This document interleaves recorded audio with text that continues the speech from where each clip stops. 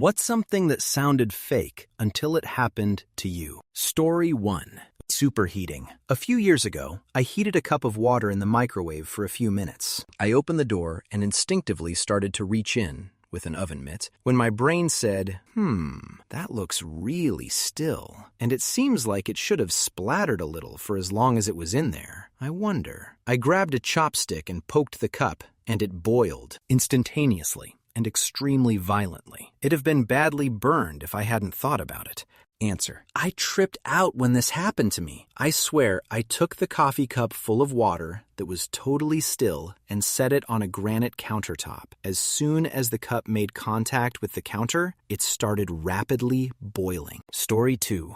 When you're young and full of energy and optimism that you take for granted and disregard all the older people telling you you'll lose a lot of that as you get older if you don't take care of yourself. You think, it happened to those people, but it won't happen to me. Oh, it'll happen to you too. Minor injuries you used to be able to spring back from in a day take months to heal. You wake up every day never feeling 100 rested, that tiredness compounding day by day. You fall asleep as soon as you're resting in a chair, just like your dad or grandpa always did. All the fun things you used to be able to eat and drink suddenly don't sit right in your stomach, or will make your entire body feel uncomfortable. And the worst of all, you still feel relatively young in your mind, but then you look in the mirror and see an aging person with wrinkles and gray hairs and realize that's how everyone else sees you, and that you'll never get to be the young person you still feel you are in society. Story 3. Having someone in my life who, for no obvious reason, will stop at nothing to absolutely destroy me. I don't know if it's jealousy, insecurity, severe personality disorder, or what, but it's really frightening knowing this psycho will spread malicious rumors, cheat, eliminate, just because of whatever is going on in her crazy head. The worst part is, she's super manipulative, and I end up sounding like the crazy person when I try to explain what she's done. Story 4. True, unconditional, non-manipulative love. I didn't have the best childhood, so I didn't get that from family, and friends were hard to keep because I didn't always know how to act. I married an abusive narcissist because he was charming at first, and the stability he offered was something I craved. Once I finally got out of that marriage, I started making friends with the right people, and eventually met an amazing man who puts up with my anxiety, chronic illnesses, ADHD, and triggers from PTSD like it's all nothing, simply because he loves me. I spent so much time thinking that wasn't real, it can be scary to really think about now. I also have a true bestie now, which was also something I thought was fake, but boils down to that unconditional love. It's just a different kind of love. Story 5. You know those people who always seem to have some crazy thing happening in their life, and it seems absolutely unbelievable? They take a lift, and the driver gets road rage and stops in the middle of the freeway. Their HVAC breaks, and as soon as they pay it off, they have to replace all their pipes. And as soon as they pay that off, they have to replace their roof. And as soon as they pay that off, during COVID, they quarantined and meticulously cleaned, and then got COVID the first time they left the house. They got a new job and their dog gave birth live while they were giving a presentation, so they delivered puppies while presenting. It all sounds like utter BS until you are that person, and then it feels like a curse. No one believes you until they are in the audience of the presentation, in the lift when the driver wigs out, at your place when the house falls apart comically, etc. It's constantly one thing after another. You become nervous when things start to go well because it never seems to last long. The moment the knot in your stomach goes away is when everything falls apart. Everyone assumes you are making it up, you are the problem, or you are the unluckiest person alive. But in the end, no one really wants to be around walking chaos. Answer: I kinda understand. And to respond to people that think it's only happening to people because of their bad choices, I have a counterexample in two distinct events. I move in an apartment. The construction is maybe 20 years old. I have an old neighbor who knows all the gossip, and has been there since the beginning. 6 months after I moved there is a very strong rain, very suddenly. It broke something on the roof. There is water coming into the hall from the roof. My apartment is on floor 0. I don't know how to say it in English, sorry.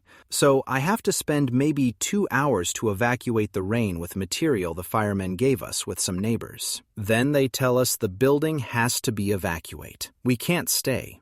If we try, the police will kick us out. It's been repair after a few days. Like 6 months later, there was an horrible takedown. I can go into details if someone asks, but there is firemen, and then police, and scientific police. I even got to respond to some questions the next day. I had a lot of informations on that because I work with a fireman, not a pro, who had the all story thanks to that. My old neighbor confirmed to me that prior that I moved there, nothing like those 2 events happened. Nothing. And my friends told me that they were not really surprised those things happened to me. And I did nothing wrong about the roof. We don't have access to it. And the murderer was easily fined and convicted. It's not me, haha. But things like that happen around me. My friends all believe me. Story 6. Doctors being that wrong. Like something could be so bad in your body, and doctors could just straight up fail you. I thought people who didn't trust doctors were hypochondriacs,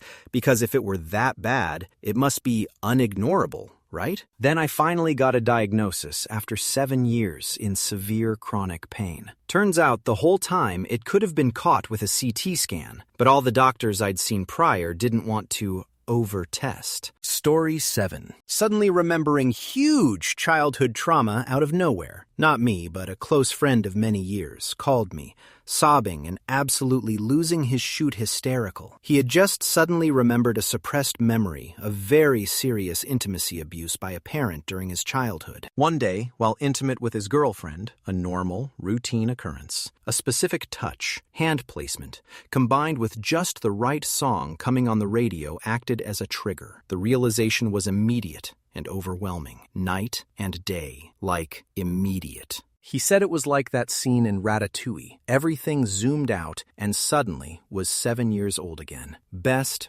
friend. Open about everything with me. He was always transparent and grounded, he would have told me. I was the first phone call he made. That kind of friend. This wasn't a secret he had been hiding. The memory was genuinely non-existent to him until that moment. I didn't quite understand that it was exactly like that. Story 8. Addiction being a progressive disease. What started as drinking turned into pills, which turned into hard substances, which led me to using needles. And all of a sudden, I'm homeless and cycling in and out of jail. People told me it would happen, but darn, I didn't believe it. Grateful to be sober today. 81422. Story 9.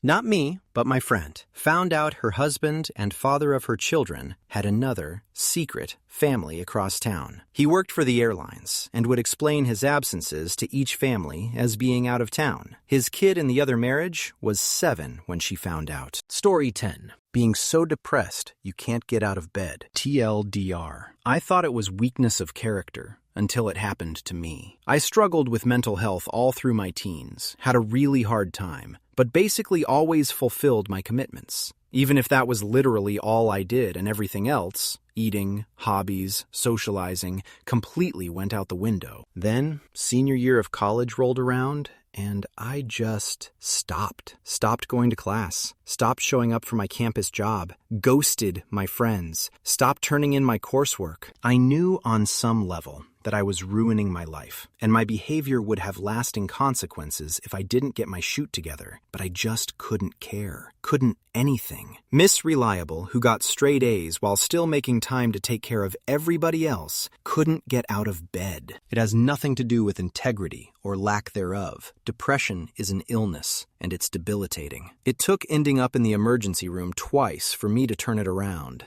I did manage to graduate, thankfully. And that was years ago, and I'm doing well now, but it was definitely educational. Story 11. What TV shows used to refer to flashers? Then my high school band went to a different school for a football game. As we filed off the bus, a man stepped out from behind part of the bleachers. full trench coat, then opened it wide. I burst out laughing, which started a couple of other girls in line laughing. He quickly closed the coat and disappeared. Story 12. Complex Regional Pain Syndrome. After shattering kneecap and repair surgery, my brain still thinks there's an injury, so extreme pain, swelling, blood flows reduced to limb. I couldn't understand it at first. Doctor told me, your sympathetic nervous system is like electrical system. You flip light switch to turn on, flip switch again to turn it off. When injured, your sympathetic nervous system flips switch, signaling to brain to react to injured area. When injury is fixed, sends signal saying, all good, brain stops it. They can't get my sympathetic nervous system to shut off signal. Answer, I got it 10 years ago from a lumbar spine fusion. My right leg foot from my knee down just turned the brightest red one random evening, and it felt like it was dipped in lava.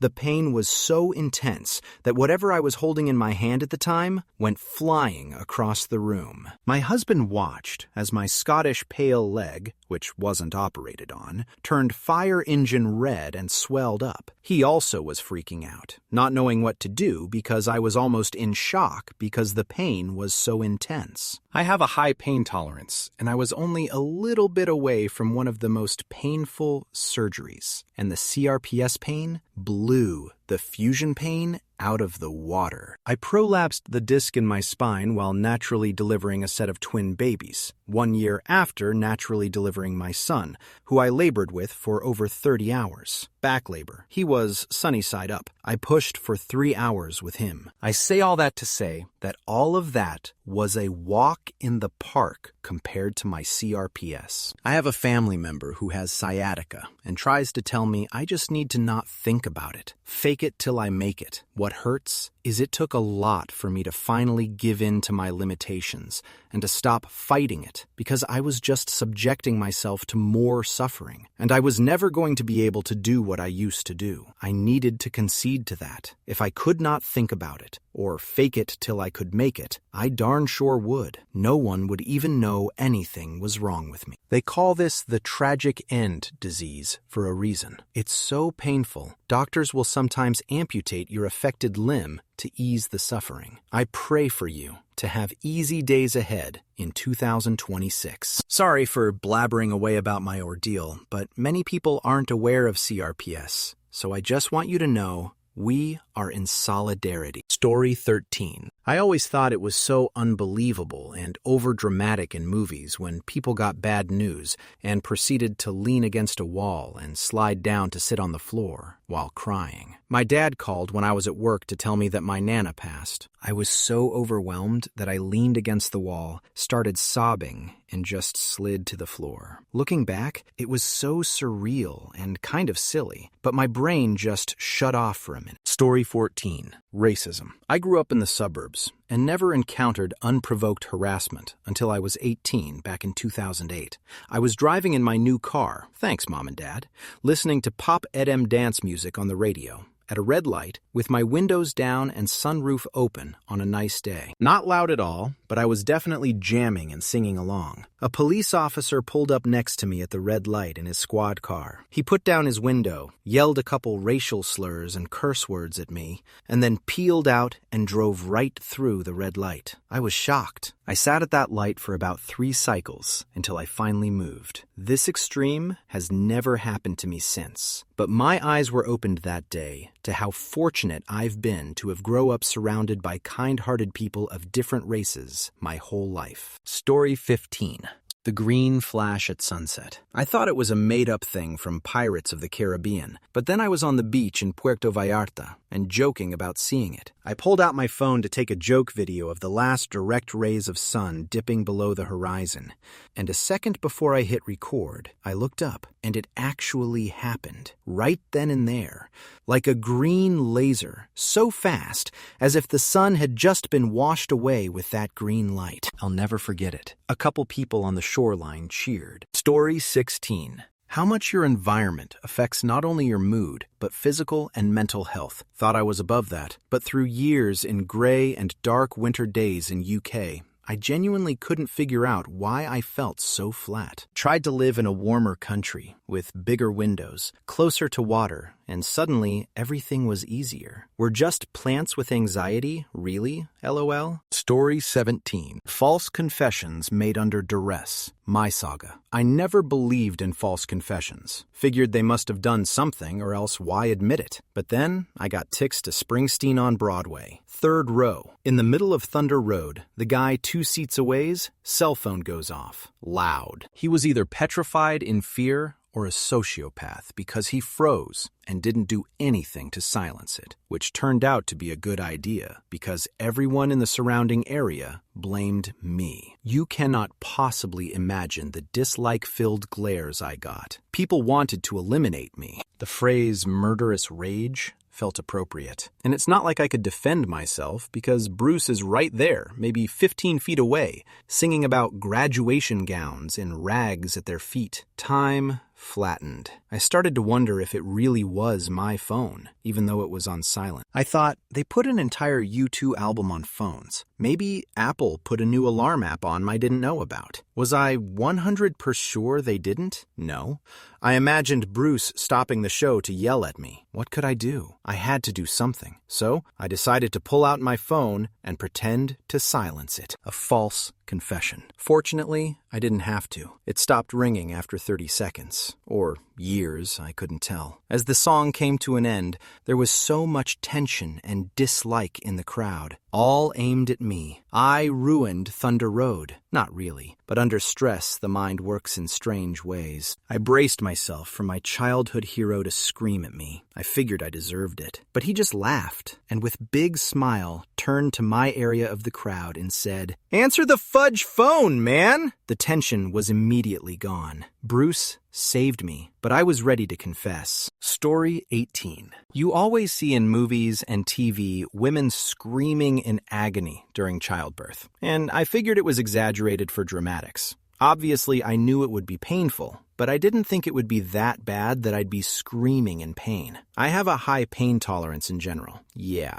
no. Contractions were the most intense pain I've ever felt. I had back labor, which I've heard is worse than regular contractions. It felt like my spine was being crushed. Screaming was involuntary. Story 19. People having their RuneScape accounts stolen even if they did nothing wrong. I played it a lot from 2008 to around 2018. Got a max cape when those came out, had a quest cape for a while, was a co-founder of a clan full of max players, and was even a player moderator for most of that time. I had a secure password that I changed regularly and used nowhere else. I never used any unsafe websites or downloads. I never shared my info with anyone. Nobody knew my actual login name, password, or recovery info. I had 2-factor authentication and email alerts set up. Yet despite all of that, my account was stolen sometime this year. Getting it back was a massive pain. Took several weeks of messages with customer support, having to dig up information from like 15 years ago, etc. And even providing images of the actual letter they sent me by mail when they modded me didn't seem to be enough. So I honestly have no idea how the hell someone was able to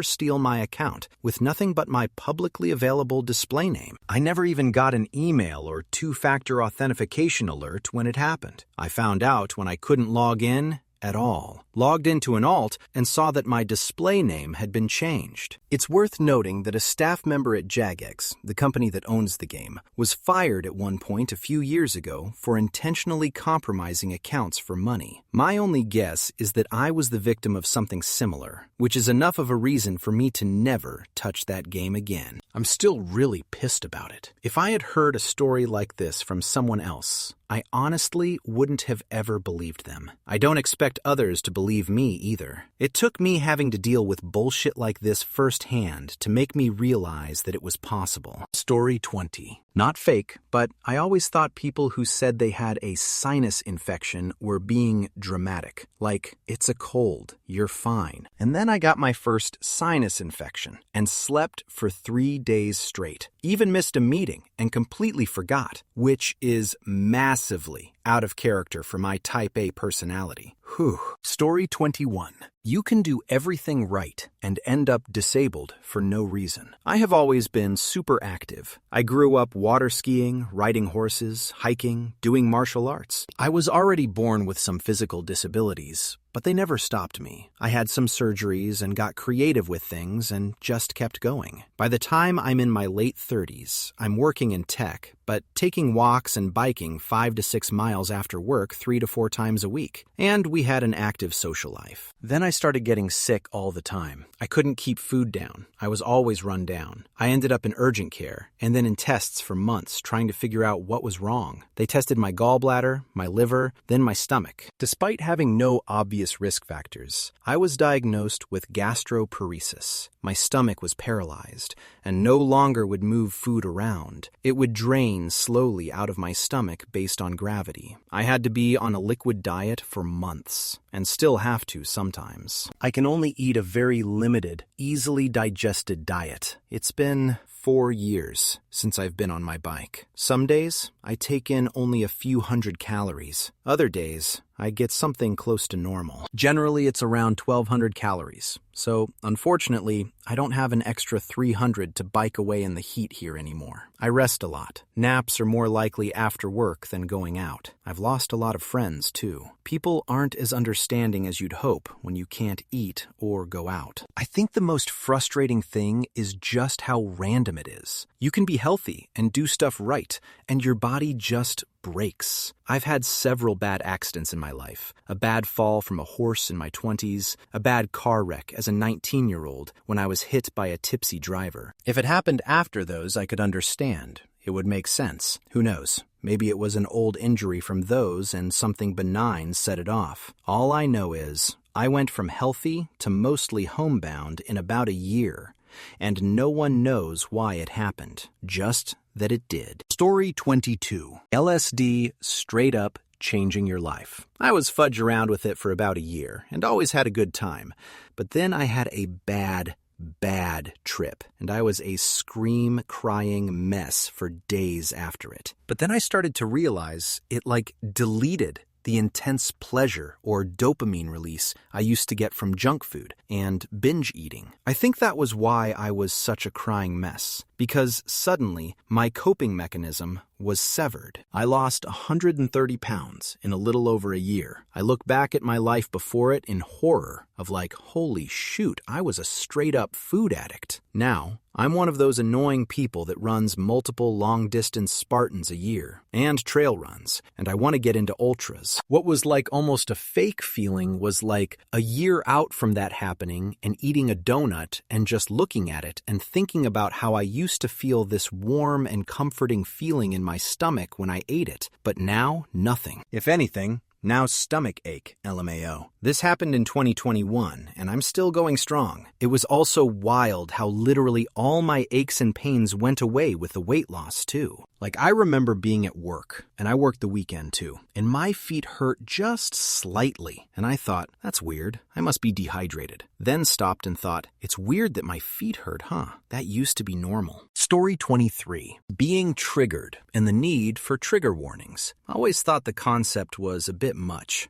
Oh, you can't read an article about something that bothers you because it has references to that thing and you might get upset? It's just an article. How bad could it be? Years ago, I was at a friend's place in a different city and was up late as they had to work and I didn't. Decided to watch a movie, something lighthearted. So I threw on Friends with Benefits, which I'd seen ads for but knew nothing about. Was decent enough until about 20/3 through. See, at the time, my dad was suffering from Alzheimer's, and Justin Timberlake's character's dad is also in the early stages. There's a scene where he gets flustered and then angry, which happens as a symptom of the disease. A flare-up of rage born from confusion and sometimes fear, and the sufferer will lash out at people they love as though they were strangers, because in the moment, they are. And holy shoot, did I not need to see that when I did. It was a completely unexpected strike to a very raw part of me, and I just slammed my laptop closed and began to cry. I had to get up and take a walk at like 2 a.m. to calm down. I did finish the movie. There's a great scene of him and his dad after that, where they address what happened, and there is a laugh in it, but fudge me, will I never be skeptical of trigger warnings ever again. Story 24. About a month and a half ago, I heard a squealing outside my house, and as I was checking outside, I thought it was a cat maybe under my house. No, it was a tiny kitten hiding out in the engine of my Mini Cooper, crying for food, I think. I am so lucky it cried, and she turned out to be hiding because of the cooler weather. I live in Miami.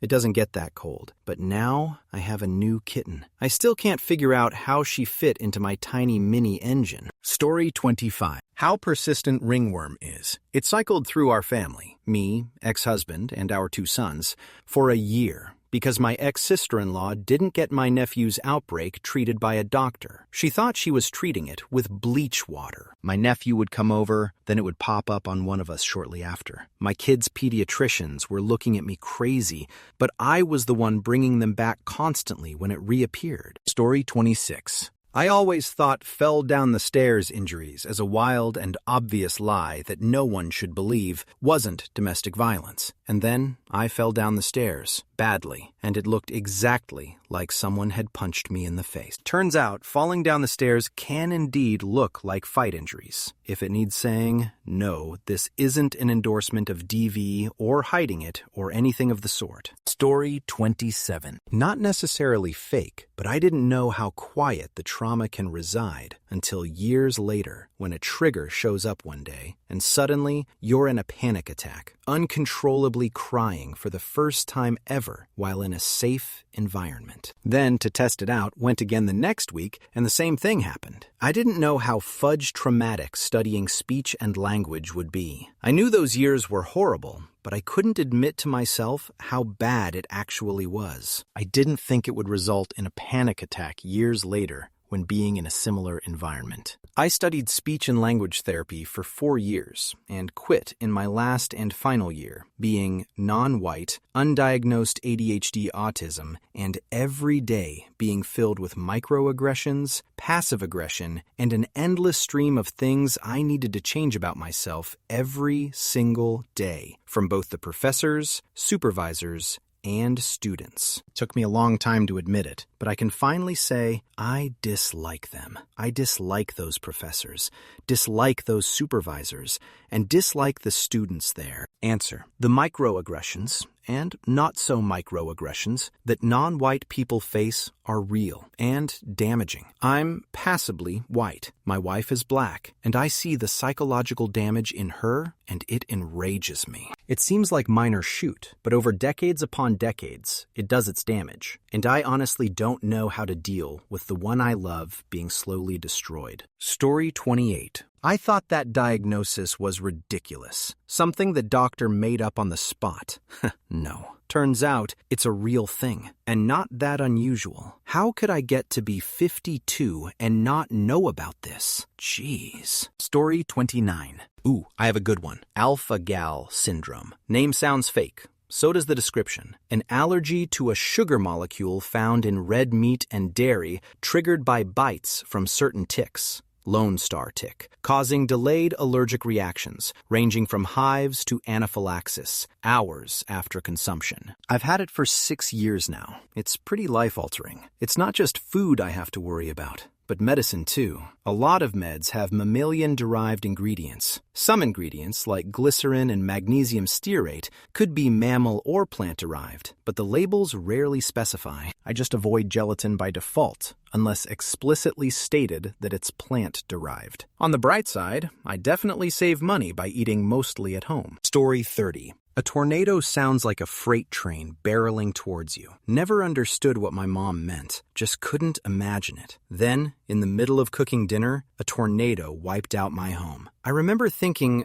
why does it sound like a train? There's no train tracks around here. Story 31. Alien hand syndrome. I went into hospital for a day operation, an ERCP. Turned out I had a bad reaction to anesthesia during it. Went into respiratory arrest, closely followed by cardiac arrest, and had a multi-infarct stroke at some unidentified point. I woke up in ITU and had lost the use of my left side. I was moved to a bed on a ward, as when I was clinically stable, movement started coming back on my left side slowly in the next 2 days. Foot, hand, could move my arm a bit, and the mouth and eye droop improved. The second night, I was woken up as someone thumped me in the back really hard. I turned round, shouting, to find no one there, and my left hand then punched me again in the chest. From that point onwards, it was a weird, wild ride.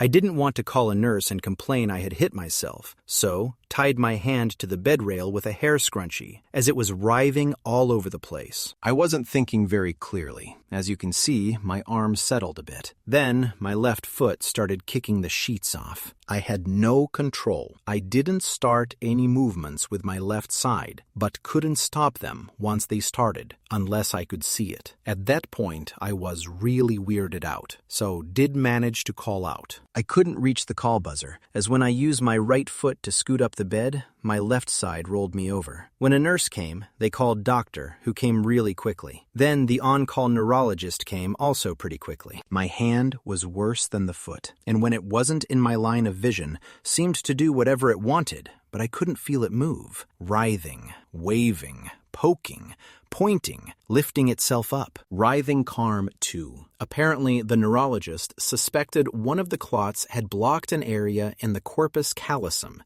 which controls the 2 brain hemispheres. So, I went for an urgent MRI. The staff splinted my arm, hand, and leg to keep me mostly still, so I couldn't get hurt in the machine, and used a couple of straps so I couldn't get rolled off the scanner bed. Considering it was the early hours of the morning, everyone was really good. Apparently, alien hand syndrome is fairly rare, so staff wanted to see it. The scan did show damage in the corpus callosum and the right parietal lobe, as well as other infarcts. The neurosurgeon later described my brain as pebble-dashed. They treated it with anti-epilepsy substances, benzodiazepines and haloperidol, in very small, very frequent doses, 500 micrograms, 2 hourly initially. Not a nice substances at all. They theorized my neurotransmitters were also very disturbed. It did gradually get better, but I was in hospital 24 weeks. Highlights of my stay were L, hand throwing food many times when it didn't want to eat, tipping cups over, shredding a newspaper into almost perfect inch strips while I was talking to someone. L hand pulling clothes off while R hand was putting them on, nearly scalping myself while washing my hair. L hand didn't like my glasses on my face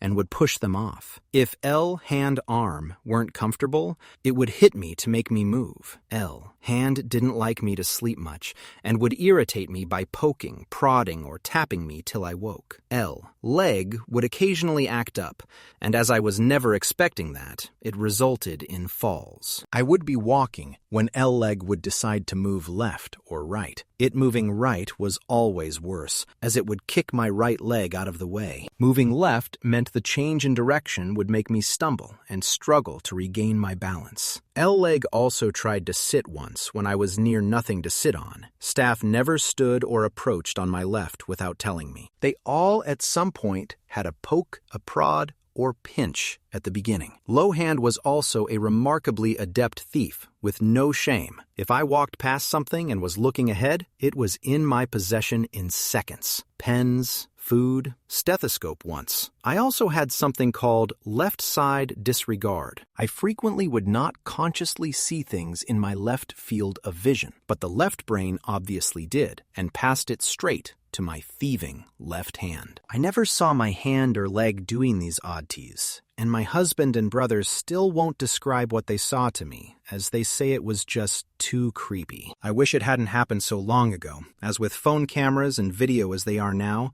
I would like to have seen it. But it was back in the Nokia BlackBerry days. Story 32. Cops being male body part bags. Whenever people talked about cops being male body part to them, I just assumed they were favoring themselves or leaving details out. But then I got pulled over late one night. This was before everyone had cell phones, so I called my one friend with a cell and asked him to come on a ride with me to pick up my little brother. We got lost, and it was super lame. It's like 1 a.m, we just picked up my brother, and I rolled a stop sign. I got pulled over. The coo comes up, asks for my info, and goes back to his car. He was gone for a while. We saw another car pull up, and my brother goes, "Okay, Kate, we are probably going to get searched. You can say no." He was right. The cop came back and started asking, "Where are we going? What were we doing? Can I search the car?" And I tried to say no. I am tired and want to get home. I explained we got lost, yada yada. My brother is trying to explain he knows his rights when the cop shines his flashlight in my friend's face and says, "You making faces, boy. You got a problem.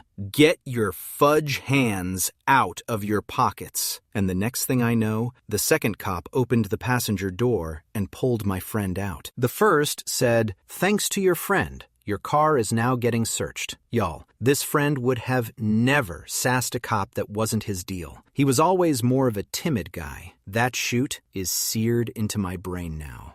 A guy who just jumped into the car to do me a favor. I remember he must not have been wearing boxers because he kept trying to hitch up his britches and the cops just kept manhandling him. Friend got no charges. My little brother got possession charges because he had a bowl in his pocket. Side story. When they were searching him, he stupidly tried to push their hand away when they got to his pocket, and the cop searching him yelled, "Assault of an officer! I can get you for assault of an officer!" I got a disorderly conduct charge that got bumped down to a moving violation. Needless to say, that changed my reception of people police stories. Story 33. I found out at an ultrasound that I was pregnant with dead, identical twins they were pretty sure were conjoined. Same sac, same placenta is how they know identical. Couldn't separate them is how they think they were conjoined. Utter heartbreak at losing the pregnancy, but also sort of relived I didn't burden children with mountains of surgeries in their lives. Story 34. That you can feel weather changes in your bones, particularly a bone that has already been broken and healed. I have a bone that broke several years ago that always aches before hot to cold and sometimes cold to hot transitions. Like when there's a cold snap or bad storm approaching, I can feel it. Story 35. Having a person seriously mess with you, your life, in real ways because they want your partner. I thought it was just in movies, soap operas, but it's legit happened to me, and it's good terrifying. I don't even talk about it to my friends because it sounds too unbelievably insane. Story 36. Aging. I figured things would just gradually get more difficult, but like one day in my mid-40s, I woke up and my face was different, and by the end of the year, I stopped being physically flexible and my digestion went to crap. I understand this is stuff I can still work on, but I literally thought I had way more time. Story 37.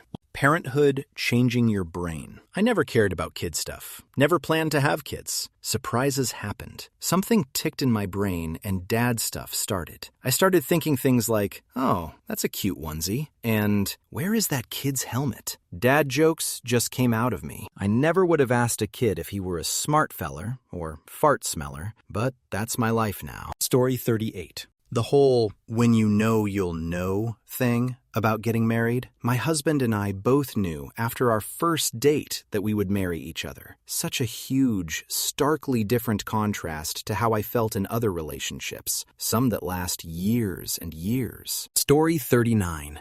I used to ask my grandmother all sorts of questions about life and aging in my late teens and 20s, when I thought I was invincible. Sometimes I would complain. She would just look at me with a glint in her eye, flick her cigarette and say, "Just wait." She was right, as usual. Story 40. Severe and unrelenting emotional and social abuse that lasted for a couple years. Worse, people not believing me, or even knowing the truth and witnessing, choosing to shun me or pretend I died because my abuser successfully lied about my character. The betrayal felt even more devastating than the abuse. Story 41. I feel totally unhinged saying this, but pets who have died coming to visit, or signs from them. I'm not religious or spiritual. I believe our time on Earth is it, and after we die, that's it. So make the best of the time you have here. But I know my cat jumped up on the bed and walked towards me, and he's done it 3 times now. Even my dogs noticed it one time, when they were on the bed with me and it happened. Both my dogs were asleep. I was reading in bed on a Saturday morning, wide awake, drinking coffee. I felt my dead kitty jump on the bed and start walking towards me. Both my dogs popped their heads up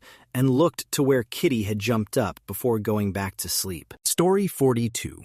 That you can actually find someone you're willing to spend the rest of your life with. Friends come and go, even family. My music tastes have changed, my style, my perspective on so many things. Hell, I'm even an introvert with a bit of a cynical outlook. Yet somehow, there is someone I actually want to see every single day until I die. It's pretty unbelievable. Story 43. Most recently, the idea that the funeral industry is taking a nosedive. A couple years ago, I decided to go to school part-time to be a funeral director. I also started working in a funeral home. When I first started, one of my coworkers told me that this was a bad idea because the funeral industry is changing. Well, here I am, 1.5 years later, and just finished my prerequisites, and currently in the process of changing my major. My thought was that there is always going to be a need for a funeral director, which there is. But with cremation rates rising, the pay is getting worse,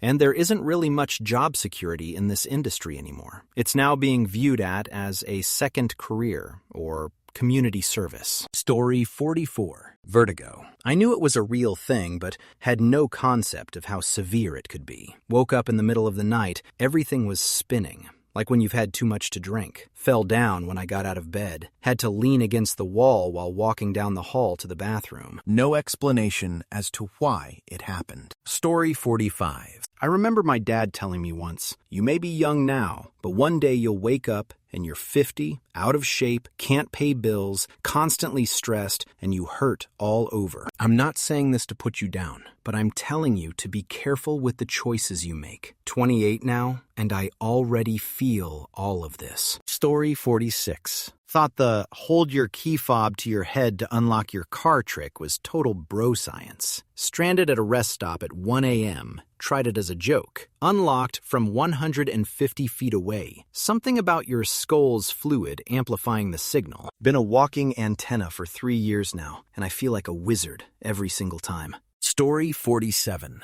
Pain from stuff you can't see. Things like fibromyalgia. I was active USAF. We had an airman who developed it. She also found herself allergic to jet fuel. Higher-ups discounted it as her being overdramatic or lazy. This was around 2004. Fast forward to early 2006. I developed a stinging sensation in my upper left thigh. It was about 4 inches in diameter. It stung when I was on my feet and only got worse the longer I was unsupported. 1 month later, it encompassed my entire low body from the belt line down. It hurt in every single position, unless I was in a heavily padded seat. It also started to be more than stinging. 2007, I woke up with a vertigo sensation. That hasn't stopped since. The stinging is small fiber neuropathy, non-diabetic. Finally diagnosed it in 2012. Vertigo is persistent postural perception dizziness. Diagnosed 2024. Both overload my nervous system, giving me central sensitization syndrome. Also 2024. No cause we can put a finger on and show in a test. We have a strong theory related to military service,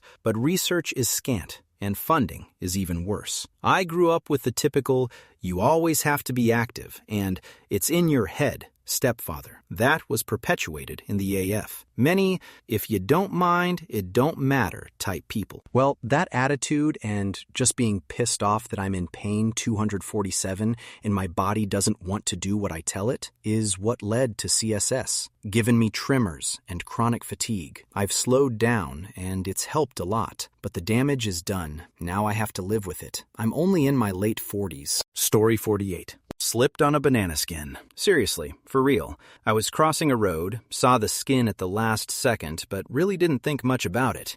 And I actually slipped. I didn't hit the floor. My arms and legs just jolted around for a bit until I caught myself. The drivers at the red lights waiting for me to cross were all like, oh. Story 49. Parents wanting their children to be more disabled. My daughter was diagnosed with very early onset childhood schizophrenia when she was 8 years old. Parents have asked me what her symptoms are, and then suddenly their children have the exact same ones. I would do anything for my child not to suffer with this horrific illness, yet parents are wishing it on their children. No, just no. Story 50. I admit, I thought most people who said they were victims of police brutality did something to deserve it on a subconscious level, until it happened to me. I was 16 when Trayvon Martin happened, and believed he was innocent. But it wasn't until I started getting roughed up by cops, completely unjustifiably, in my early 20s, that I really figured out how innocent you can be, and your life can be completely flipped upside down and ruined by these people. Story 51. 2 things. 1. Seeing stars from pain, kidney stones. Never again. Fingers crossed. 2. When people say their soul left their body. Not literally, but I found out my now ex-wife was cheating on me. I had no idea. The feeling is really hard to describe in terms of the shock, anger, confusion, etc. And I can see how this would be a way to describe that. Story 52. Babies crying endlessly for no reason. I offered to watch a newborn for the night so my friend could get some sleep after having him, and I made it 2 hours because he wouldn't stop. Wasn't hungry, fresh diaper, nothing causing pain. I bounced, I rocked, I rubbed his back, I sang, I did everything I could think of. The crying woke her up, and as soon as she took him, he stopped. Just wanted mom, I guess. Story 53. Vertigo. I could not understand how violent and debilitating it could be. I understood people getting dizzy spells and other illnesses that have it. Nothing prepared me for being bedridden for weeks, not being able to look to the left without feeling like I was spinning off the planet. Story 54. Tears of joy. Not crying from laughter,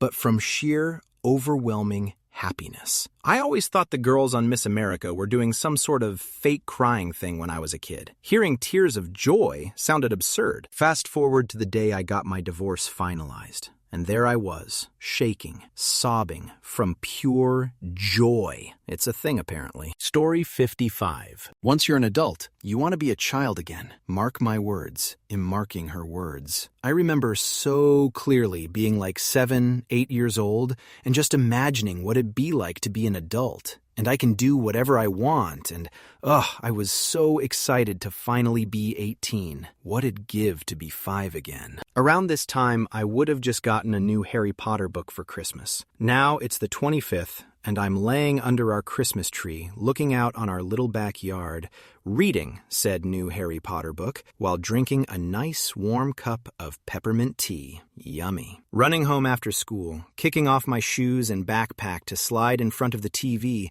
just in time to catch the rest of the anime intro that started the 4 hours anime marathon for the afternoon before I had to go do homework. Story 56. Having a baby so fast you don't get to the hospital and end up having it in the car. All the information you get when pregnant is that labor lasts several hours, and of course you hear all the horror stories of people who were in labor for 24 hours. So those rapid labors where they end up giving birth in a car on the way to the hospital sounded like one of those things that only happens in movies and TV shows for dramatic effect. Story 57. Travel when you're young. I was fortunate to travel abroad a lot in my 20s. I was always broke when doing it, but had the time of my life. I always said that I would do a lot more traveling as I got older. Now that I'm older, my body isn't working well, and I'm afraid I won't be able to travel anymore. Story 58. Love at first sight. When I met the love of my life at 13, I, inexplicably, had the very clear thought, this is the person I will marry. It took 10 years of friendship before we started dating. I loved him the whole time, which was painful, but all the way through I had a quiet peace about the fact that we would end up together. We did it was a winding path, but I am so incredibly grateful. I've never had an intuition like that before or since. I never told him I felt this way until after we started dating, because I didn't want to pressure manipulate him. Until we got together, I always held space for the idea that it could just be one-way attraction, and we might not be meant to be. Because paradoxically, meant to be only works if both people choose it. But turns out, he felt the same way. He's the best. Story 59. Cops gassing peaceful protesters. I always thought it was sensationalist journalism or something. And then I went to a hella peaceful march myself, and we all got tear-gassed for exiting the wrong direction out of the park we were in. Which for me was just in the direction back to my car that was parked nearby, the way I came in. Story 60. You have crystals in your ear called otoconia that just chill there and don't become dislodged while headbanging or on roller coasters, until one day you're sleeping and wake up and can't walk straight, and the dizziness causes you to vomit so severely you need to go to the hospital. And they tell you, don't worry, it's just your ear crystals out of place. They do that sometimes. Story 61. Loving someone so much you feel like you can't breathe around them. Loving someone so much they could change their looks completely and it wouldn't change a thing. Loving someone so much you stay awake to watch them sleep because you're just in so much disbelief about your luck in having them next to you. Loving someone so much every little thing becomes exciting. Loving someone so much that you get distracted by them just existing. Loving someone so much you're not disgusted by anything, them puking or having a snotty nose. Loving someone so much, traits and features you didn't used to find attractive are suddenly the hottest thing ever. Loving someone so much, you constantly look for something to bring them, a drink, a blanket, flowers, their favorite food. Loving someone so much, they get addicted, sick, depressed, and you never once even consider leaving them. Loving someone so much, they're your partner and your sibling and your best friend and your home. Loving someone so much, you don't look at anyone else. You can't imagine even feeling attracted to anyone else. Story 62. Chronic fatigue syndrome and/or fibromyalgia. You're tired and sore all the time? Lol, aren't we all? I have fibromyalgia and didn't necessarily doubt it as a medical condition before having it. When I first read about CFS, I kind of thought, what the fuck could that be? Sounds kind of goofy. After experiencing fibromyalgia, I can report that it sucks. Story 63. People walking out of a movie theater because a horror movie was too much. Finally witnessed it during Terrifier 3. A total of 6 people in the rows in front of me left after the rat tube scene. Another young man in my row, who hadn't seen the first 2 movies and had just tagged along with friends, loudly exclaimed, "Bro, what the fudge is this movie?" Story 64. When people are throwing up and they are yelling at the same time, I thought it was so overdramatic and annoying. I've had food poisoning and the flu multiple times as an adult, thought I was on death's door, and still wasn't making those noises. Then I got pregnant, and after a few weeks of throwing up nonstop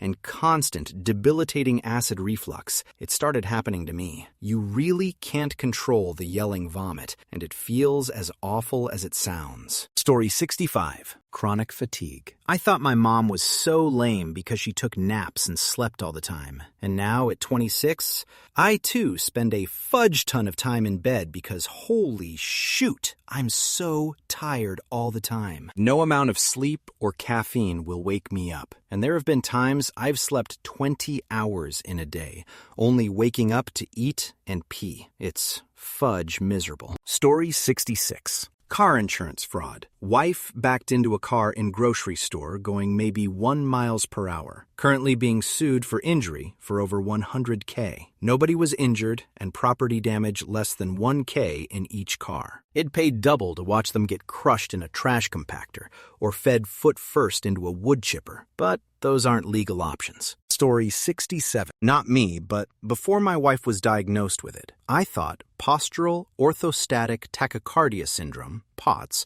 wasn't real. To those who don't know, it's a condition that causes a number of symptoms when you transition from lying down to standing up, such as a fast heart rate, dizziness, and fatigue. Basically, when you stand up to fast, you feel weird. But for my wife, when she stands up to fast, she'll pass out. Story 68.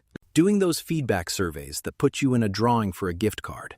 It's not something to rely on for making a quick buck, but I was convinced it was just fake. And then I did a survey for my university and got like a $250 Amazon gift card. I sound like I'm being paid for a sponsorship whenever I brag about it. Lamau. Story 69. That you can flip a car going under 20 miles per hour. I always thought the guy who did that was tipsy when he did it, and lying about the speed and whatever else. But now I realize it is actually quite easy, especially if the driver's side visor ominously says high rollover risk. I rolled that thing going 15 miles per hour, fully sober, on a random Tuesday on my way to work. It rolled once and landed on the wheels, so I just drove it back home. Story 70. Google spying on you. I ride bicycles. My coworker does not. I was whining about the price of bike shorts one day, and the next, she got ads for bike shorts on her phone. Saturday, I was telling my wife her tumbler should last a long time since it uses a brushless motor. I told her I wasn't sure exactly the difference, but brushes wear out. On Sunday, YouTube suggested a video on the how brushless motors work. There have been other examples. Story 71. Voodoo. It didn't happen to me, but it happened to someone I know. My dad got into satanic worship witchcraft. He thought his neighbor took his dog, so he started doing voodoo on him. He would pour black candle wax on a voodoo doll he made. We actually knew the neighbor because he is the stepdad to a family friend I knew my whole life. The family friend said his stepdad was telling the doctor he thinks someone is doing voodoo on him. He was breaking out on his chest, his hand, among other things. All in places my dad said he put the candle wax. I did not believe in witchcraft before that. Now I know it's real, but I also know you pay a price for it. Because not long after that, my whole family disowned my dad. He died of cancer. My brother was also seeing demons in the house. Obviously, I can't prove this to anyone, but this is confirmation to me. Story 72. Customer parking only. Will tow car at owner's expense, LOL. Did the right thing and left my car overnight, but didn't know the store owner had an agreement with a local towing yard, and they'd make you pay $200 cash to get it back. 50-50 split with the store and they towee. Worst Sunday ever. Story 73. You might lose color vision right before you faint. It sounded like someone made it up for a movie, and then it stuck with the public's mind. Then came the one and only time I fainted. The ceiling turned black and white, and that's when I knew I was about to lose it. Story 74. My beloved dog drowned under a pool tarp while I was opening a bag of chips at a family dinner I was at for literally 12 minutes. Terrible accidents happen. I was never a paranoid person before then, but now am extremely aware of unsafe situations. Also, when it happened, I froze. I didn't pull him out or perform CPR. My sister-in-law did. If I was alone, I probably would have stood and stared at him. Now, I am terrified I will freeze up in an emergency situation with my kids. The guilt of not reacting still gets to me. Story 75. Getting propositioned for a group scene. A former friend and his girlfriend asked me, and I said yes, because I was at a time in my life where I was down for whatever. And then, at the last minute, he backed out. I should have said no, because he was pissed at me for saying yes. Now we aren't friends anymore because of it, but also because she slept with me once they broke up. Story 76. Pulled for speeding. Not fake, but just unbelievable. 1 minute, I was playing my favorite music, cruising down the highway, and the next, the state trooper was telling me to stop crying. It's such a surreal yet common experience, but everyone I know said they never expected to be caught when they did. Story 77. People would always tell me that losing a pet is equivalent to losing a family member, which I thought was ridiculous. Like, sure, you love your pets, but that could never be the same as losing a human family member. I lost my cat 2 years ago, and I'm still in mourning. I miss him every day and still go on my phone to watch videos of him zooming around the house. Story 78. Retraining your brain. When I was depressed, and my mom talked to me about positive mindset and the law of attraction, I thought she was full of shoot and minimizing my struggles. Years later, a counselor had me start affirmations and gratitude lists, and that felt like bullshit too for a few weeks. And then one day, it didn't. Now, years later, I feel like I've totally retrained my brain from doom and gloom to mostly positive. I'm not depressed anymore. I made some other lifestyle changes too, but this one seemed like the most beneficial. Story 79. A friend's family, but a person being a nice teenaged boy, then falling for a girl with 3 baby daddies, getting into substances, fathering another baby, and stealing anything and everything from his family, including the meds his mom needed when the situation put her in the hospital. Story 80. Getting pranked on a reality TV show. They also put the episode on YouTube later on. The funniest thing was, there were so many comments about what a bad actor I was. I'm like, dudes, that's just my face. What's even funnier is that several years before this, I was actually trying to be an actor, and my agent dropped me, citing that I needed more training. The comments just showed me that my regular old face makes people think I'm bad at acting, even when I'm feeling real emotions. So all that to say, those people getting pranked are not acting, and I will never be a professional actor because I am bad at looking like I'm not acting even when I'm not acting. Story 81. This one is more lighthearted, but crowds on sidewalks. I grew up in a very small town, and my neighborhood didn't even have sidewalks. The intro to the Bob Newhart show depicted a sidewalk with so many people, they were all bumping into people. There were probably as many people in that one scene as in my entire town. I thought, no way that's a real thing. I was really little, so it wasn't a sudden realization, just more of a gradual understanding of how different things are in other parts of the world. Story 82. My kids passing minor illnesses back and forth. One kid brings it home, infects everyone else, then it mutates just enough to affect usually child 12 again. It's frustrating. My kids are now older, so it happens less often. But when each kid began school, and when my COVID kindergarten went to first grade, it kept happening. Story 83. Somebody talked about superheating. I was heating water on a gas stove in a stainless steel vessel once. It should have boiled within a minute, but there were no visible signs of boiling, like bubbling and agitation, even after 5 minutes. I thought, there's something wrong with the burner. I was like, whatever, and went on to hold it and pour it into the jug. And as I was pouring, it started violently erupting. Then I read about it and found out that was superheated water, and the reason there were no signs of boiling was due to it being filtered water and absence of nucleation sites on that vessel. Story 84. Once out of the room, some random chick streaks across the room, lunges at the new server, screaming about how I was cheating on a wife and abandoned my family, blah, blah. I had the barback call 911 to send an officer to contact this person. I kinda already thought I was on some sort of blacklist, so made sure he only reported this crazy lady assaulting our staff. He gets an earful from the 911 operator. About it sounds more like the new manager was on substances. Imagining people stalking him, they weren't sending anyone for some meth head psychosis, and so on. Long story short, the next year or so was filled with bully customers, a string of cooks I would train, then they would sabotage my kitchen or weaponize incompetence, and I learned some spooky man had threatened the owners and board members of the company I was working for, until they agreed to work against me to make my life hard as fudge. Talked to an internal affairs detective that informed me of the Targeted Individuals program. Shoot is real, and real fudge up. Story 85. Had an anxiety attack in my early 20s. I thought it was fake before then. I received some news while I was at work and thought I could shake it off. World started spinning, couldn't breathe, thought I was going to pass out. I caught my breath and regained composure, but it was a wild ride. What I can assume to be only a few minutes. I was like, WTH was that? Someone broke down to me that it sounded like an anxiety attack. It was debilitating. The thought that people get them all the time sounds so horrible. Story 86.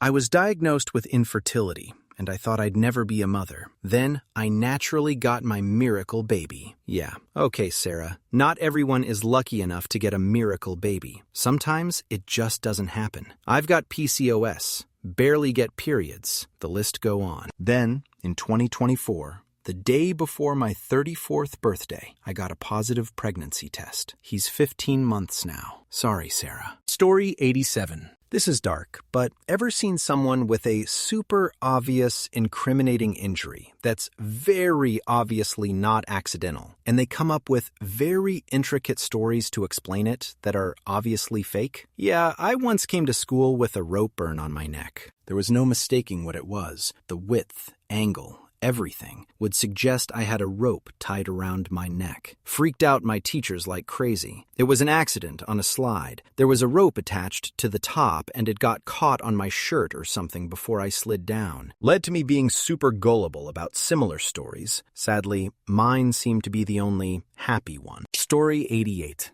Having really bad ADHD, undiagnosed until 35. Life's a shoot house. Gifted as a kid but counted for naught. Got prescribed meds, and it was like I'd just been put on NZT, the substances in the film Limitless. Life is so much better now, after 3 years. Learned some very important lessons about myself, the condition, the meds, about others, and the differences between, like I'm trying to play catch-up. Story 89. Exhaustion. I knew I was under a lot of stress and working extremely hard, but things went from I don't feel very well to escalating very fast in the space of a day, and I ended up in AE. The symptoms were so severe that they thought it might be a heart attack. My GP forced me to stop working for a while so I could recover, and all I've been doing since is sleeping. I feel like I'm 80 years old, and I'm 29. Trust your body when it tells you that you need rest. Story 90. I was chatting with a hand talker at a loud, busy bar on NYE. I leaned in at the perfectly wrong time, and his fingernail poked a hole in my cornea. At first, I thought I had pink eye. I had to go to urgent care and then an ophthalmologist that was somehow open on New Year's Day. The doctor said that looked like it darn hurts and stuck a clear Band-Aid lens thingy in my eye. Wild. Be careful with your hand-talking pals. Story 91. My dad used to complain about having nightmares if he ate too much spaghetti. At this time, he was getting old and senile, so I just chalked up his comment to that. Then, at some point, I started having nightmares after eating a lot of spaghetti. I wasn't convinced that it was the spaghetti at this point, so I decided to do some research. It turns out that it's not really the spaghetti, but an ingredient found in tomatoes. In some people, this ingredient causes bad dreams if taken in amounts that person can't easily metabolize. Who knew? Lol. Story 92. Regional prejudice. Got stationed in Oklahoma when first joined the service. Had to rent a car when mine wouldn't start. No big deal. Just went into the Enterprise desk and requested a car from the woman out the counter. She asks for my ID, a proof of insurance, and I hand over my cards to show her. Her facial expressions contorts when she sees my ID card. Oh, we're not like you here. I had a Washington State ID. Similar. Went to a honky-tonk-style country bar in Georgia some 25 years ago while traveling with the service. Friends and I meet and start hanging with a group of clearly local girls in their cowgirl get-ups. In a lull between sets from the band, I was flirting back and forth with one of the young ladies when she asked me where I was from. I said, Seattle, and she pushed me. I can't talk to you.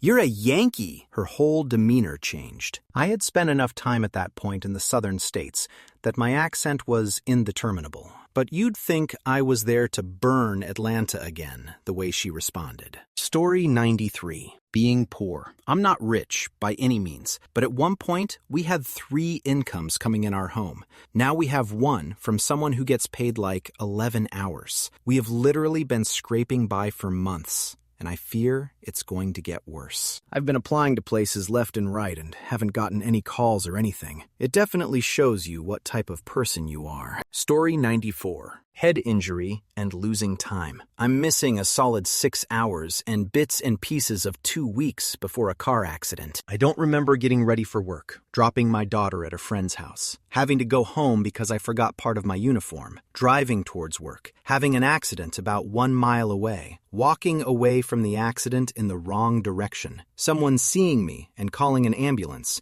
and most of the ambulance ride. The information just isn't there. They say it can come back later, but it's been almost 40 years, and there's nothing past me looking at the sunset after I did evening chores on my way into the house. Story 95. Getting wrapped up in an abusive relationship. What felt fake was falling for it and then struggling to get out. It really is like boiling a frog. It all happened very gradually. And although I was able to leave, I could definitely see why some people go back, especially if there were children involved, or I didn't have family or money of my own to support me. Story 96. A random coincidence of seeing a celebrity street performer, then immediately running.